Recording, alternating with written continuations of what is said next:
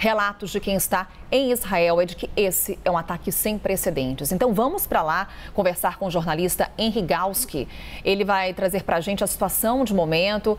Henry, situação extremamente complicada por aí. O que você traz de relato de momento para a gente? Bom dia. Bom dia. É uma situação sem precedentes, como todo mundo tem afirmado. O próprio Aaron David Miller falou na entrevista a vocês. É uma situação que lembra bastante a Guerra de Yom Kippur há 50 anos, quando Israel foi surpreendido pelas forças sírias e egípcias numa coalizão de ataque. Nesse momento, aqui em Israel, há a confirmação de que já há 100 mortos israelenses desde o início da operação dessa ofensiva do Hamas ao sul de Israel, às 6h30 da manhã, horário local aqui de israelenses. Há um número muito grande também de possibilidade de soldados e cidadãos israelenses sequestrados e que tenham sido levados para a faixa de Gaza, que é uma situação também já aconteceu, claro, anteriormente em guerras, em 2006, durante a Segunda Guerra do Líbano, por exemplo, mas nessa quantidade já se fala, inclusive, que o Hamas teria em sua posse oficiais sêniores do Exército de Israel, além de cidadãos.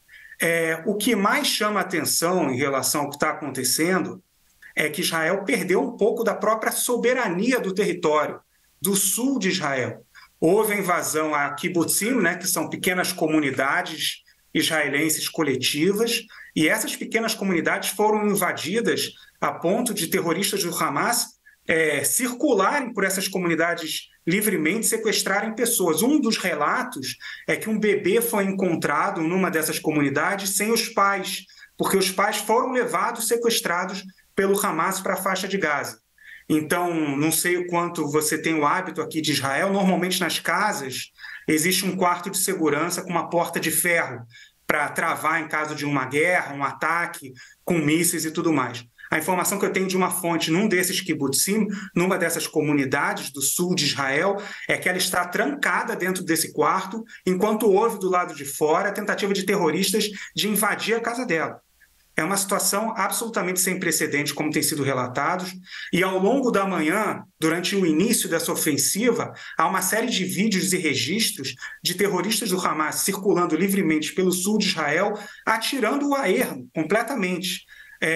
Nesse momento, há combates corpo a corpo entre soldados de Israel e terroristas do Hamas no interior do território israelense, que também é algo sem precedentes. A gente vai acompanhando os relatos, Henry, para ter um pouco da dimensão do que está acontecendo. Tem orientação para a população nesse momento e até o teu relato pessoal. Onde é que você estava no momento desse ataque? O que você pode dizer do local exato onde você está? Eu estou mais ao norte de Israel. O que se fala, uma das expectativas é que haja até um combate em duas frentes, o que é muito difícil sempre para Israel lutar. No meu caso, especificamente, eu estou trancado dentro de casa, porque essa é a orientação do governo para todas as pessoas. Eu, felizmente, estou com comida dentro de casa, energia, acesso à internet, fazendo checagem com fontes que estão em outros lugares, fontes do Exército, mas eu sei que a situação é de caos. Por enquanto, o aeroporto israelense, o aeroporto de Tel Aviv, Israel tem um aeroporto apenas para o exterior, ele continua em aberto. Há muitas companhias de fora que estão cancelando voos de fora para Israel, mas eu tenho falado com pessoas que estão em busca de sair do país, o que é algo também sem precedente recente, porque a gente trata muito de combates entre Israel e o Hamas e a gente se lembra muito dessa dinâmica estabelecida ao longo do século XXI. O Hamas lança mísseis e foguetes em direção ao território israelense, Israel contra-ataca por meio de sua força aérea. O que acontece desde o início da manhã de hoje é completamente diferente desse cenário. Foi uma quebra de paradigma realmente. E, claro, ao longo do tempo a gente vai obtendo mais informações e mais relatos. Já são 100 mortos, só para atualizar a informação da tarde de vocês também. Mais de 1.000 feridos, também informação há pouco trazida pela correspondente da CNN Internacional, que está lá em Jerusalém, também atualizando as informações para você que está nos acompanhando. Em termos de resposta, Henry, aproveitando que você tem em contato com fontes da defesa israelense, o que podemos esperar? Uma das surpresas nesse ataque foi um ataque por parte do Hamas via terrestre. Essa resposta também pode ser via terrestre. Quantos reservistas já foram convocados, por exemplo? Israel tem uma questão envolvendo os seus reservistas, porque, na verdade, é a própria população do país, né? Israel é muito dependente dos reservistas, da ordem de 75% do efetivo israelense é composto pelos reservistas, e o que se sabe é que há uma convocação geral dos reservistas desde o início dessa operação. É muito difícil falar em operação terrestre, porque a operação terrestre é sempre muito custosa para os israelenses, porque como é filho de todo mundo que está na frente de batalha, há uma decisão do governo de evitar ao máximo que se envie o filho das pessoas que são cidadãos comuns, não são um exército profissional, para dentro de um território tão complexo como é a faixa de Gaza, um território que é muito densamente habitado, tem cerca de 2 milhões de pessoas vivendo numa região que tem mais ou menos a área da cidade de Fortaleza, né, no Brasil. Então, é muito difícil lutar dentro desse território. Então, certamente, uma operação terrestre, que não está descartada de forma alguma, dadas as proporções desse ataque do Hamas, vai ser muito custosa para Israel do ponto de vista de vidas. Mas, até o momento, já são 100 vidas perdidas numa manhã, né? Quer dizer, 10 horas de operação que estão se completando agora. Mas não existe nada descartado nesse momento. É claro que depois que essa poeira baixar, vai haver uma grande investigação por que o país foi surpreendido dessa maneira, mesmo tendo uma grande vantagem tecnológica em relação a todos os inimigos regionais, inclusive o Hamas, evidentemente. Mas, nesse momento, o que se fala é só da resposta israelense. Importante dizer também, vocês devem estar acompanhando, que existe uma grande batalha política em curso em Israel em função da reforma judicial. Nesse momento, o Benjamin Netanyahu está em encontro com o líder da oposição, Yair Lapid, porque em Israel existe esse tipo de tradição que é perfeitamente compreensível, que em momentos como esse não há oposição e coalizão. Então, qualquer tipo de discussão envolvendo ou análise envolvendo será que a oposição vai dar apoio político para que o governo de Benjamin Netanyahu dê a resposta necessária, isso está completamente descartado. Já se sabe que vai dar apoio político, não existe oposição numa situação como essa. Pois é, esse ponto da cisão política, a divisão que a gente está acompanhando aí em Israel, em que medida que isso aumentou a fragilidade do país e favoreceu a ocorrência desse ataque? Com certeza, você tem absoluta razão no que você está dizendo, porque gera inclusive algo que os inimigos de Israel falavam abertamente. O Sheikh Hassan Nasrallah, líder do Hezbollah, a milícia xiita que ocupa o sul do Líbano, disse abertamente que Israel passava pelo seu momento de maior fragilidade. Essa foi a mesma mensagem enviada por Teherã, pelo regime de Irã, a mesma mensagem reproduzida pelo Hamas. E fica evidente que, de fato, eles tinham algum tipo de razão, entre aspas, na forma como eles viram essa situação.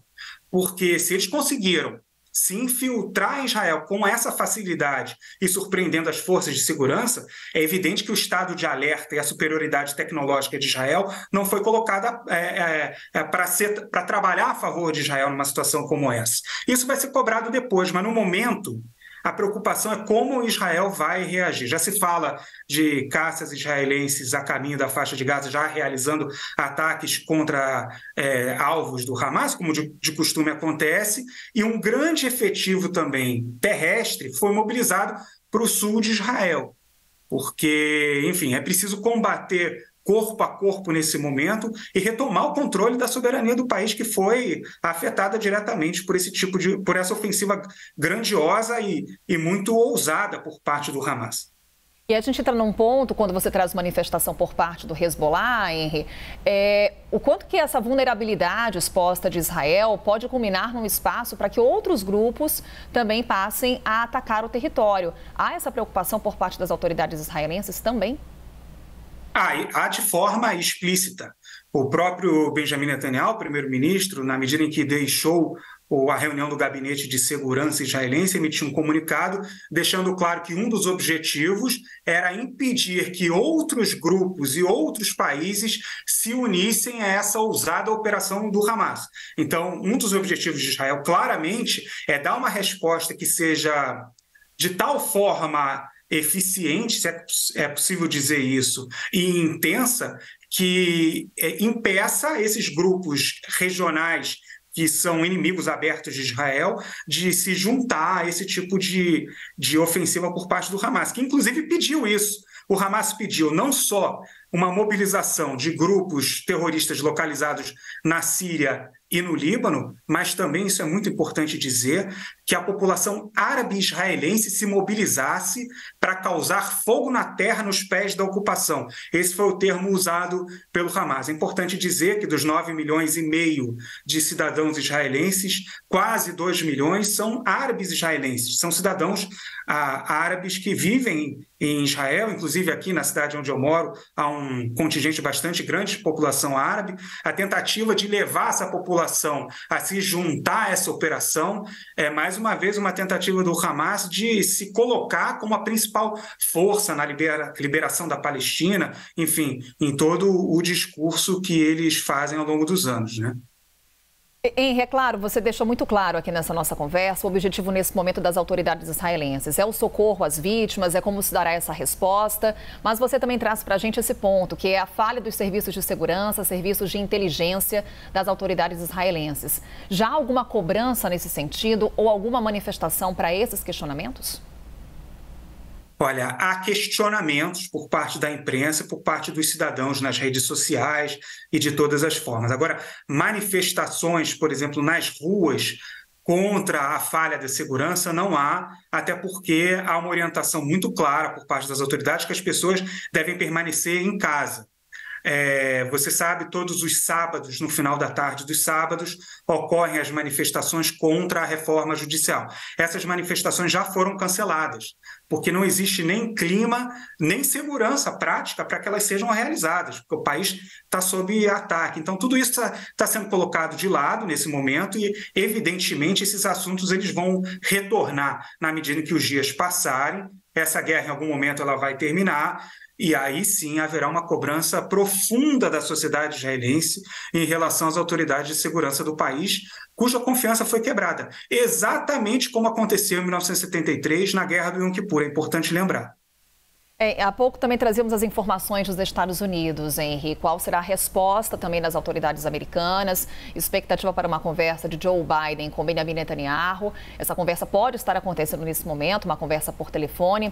Autoridades americanas já se reuniram, a equipe de Joe Biden já se reuniu para traçar um pouco de qual será a estratégia nesse momento. Tem manifestação do secretário de Defesa dos Estados Unidos reafirmando esse compromisso em garantir segurança em Israel e a reafirmação de que os Estados Unidos não vão permitir que episódios como esse voltem a acontecer em território israelense. Há pouco, a correspondente da CNN Internacional, Henri, trazia uma informação, uma dúvida com relação a armamentos dos Estados Unidos que estão em território israelense. Se esses armamentos poderão ser utilizados ou não por parte de Israel. Você consegue trazer para a gente a contextualização? Em 2014, a informação que ela trazia é de que armamentos como rifles, granadas, foram deslocados para o território israelense, estão em poder de Israel, porém haveria necessidade de uma liberação por parte dos Estados Unidos para que esse armamento fosse utilizado. O que você pode trazer para a gente de contextualização e também desse diálogo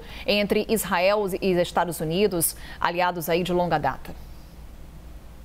Eu imagino, só fazendo uma especulação, porque a gente não tem acesso ao conteúdo da conversa entre o Joe Biden e o Benjamin Netanyahu, né? Eu imagino que essa conversa esteja principalmente em relação a essa questão dos armamentos liberados pelos Estados Unidos. Israel já conta com o Domo de Ferro, que é uma produção conjunta entre Israel e os Estados Unidos, que impede que os foguetes lançados pelo Hamas, em sua maioria, caiam em território israelense, embora alguns deles de fato caiam, como já aconteceu agora durante essa ofensiva. Mas é importante lembrar também um aspecto dessa relação com os Estados Unidos, é que a gente está vivenciando os dias que possivelmente antecederiam um acordo de estabelecimento de relações diplomáticas entre Israel e a Arábia Saudita.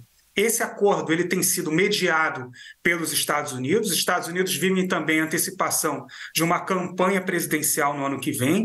Então, existe uma janela relativamente curta para que os Estados Unidos, de fato, realizem esse acordo entre Israel e a Arábia Saudita. Eu acho que é impossível a gente levar em conta tudo o que está acontecendo sem considerar também o interesse desses grupos armados palestinos de impedir que Israel alcance relações diplomáticas com a Arábia Saudita. Eu não tenho nenhuma dúvida em relação a isso. Até porque, evidentemente, que todo esse processo de negociação ele vai ficar parado enquanto Israel responder a esses ataques e possivelmente causar mortes de civis palestinos também, o que é uma parte do tipo de resposta que Israel vai dar, talvez não diretamente proposital em relação a civis palestinos, evidentemente, mas a gente imagina que isso aconteça como parte da resposta. E isso tudo trava todo o processo. O interesse dos Estados Unidos, nesse momento, como o interesse da maior parte dos atores regionais, é que a calma volte a ser restabelecida.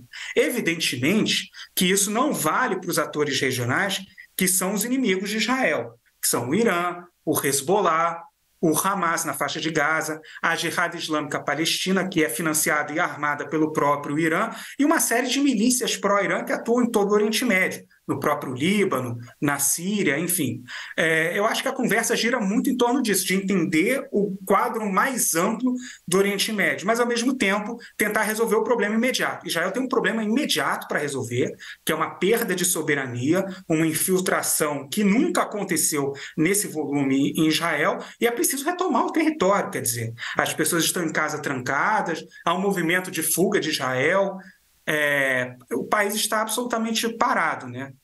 Pode aprofundar, Henry, essa questão que, durante as nossas conversas aqui nessa nossa cobertura especial, já foi trazida por outros entrevistados, que essa conversas avançando entre Israel e Arábia Saudita, porque esse teria sido um dos principais motivos aí para que esse ataque acontecesse. Quais são os interesses também por trás que movem essas forças para que hoje acontecesse esse ataque sem precedentes? Claro, quando a gente fala da posição palestina, a gente precisa dividi-la em duas, né? De um lado, você tem o Hamas, que controla a faixa de Gaza, e do outro, na Cisjordânia, você tem a Autoridade Palestina, que é a autoridade oficial reconhecida pela comunidade internacional. Em 2020, Israel assinou os chamados Acordos de Abraão, num primeiro momento estabelecendo relações diplomáticas com o Bahrein e os Emirados Árabes Unidos. Naquele momento, a autoridade palestina ela fez um movimento de se contrapor a esses acordos, deixar claro que não aceitava, havia manifestações na própria Cisjordânia queimando bandeiras dos países árabes que estabeleceram relações diplomáticas com Israel naquele momento. Estou dizendo tudo isso porque agora a situação é um pouco diferente. O que eu quero dizer?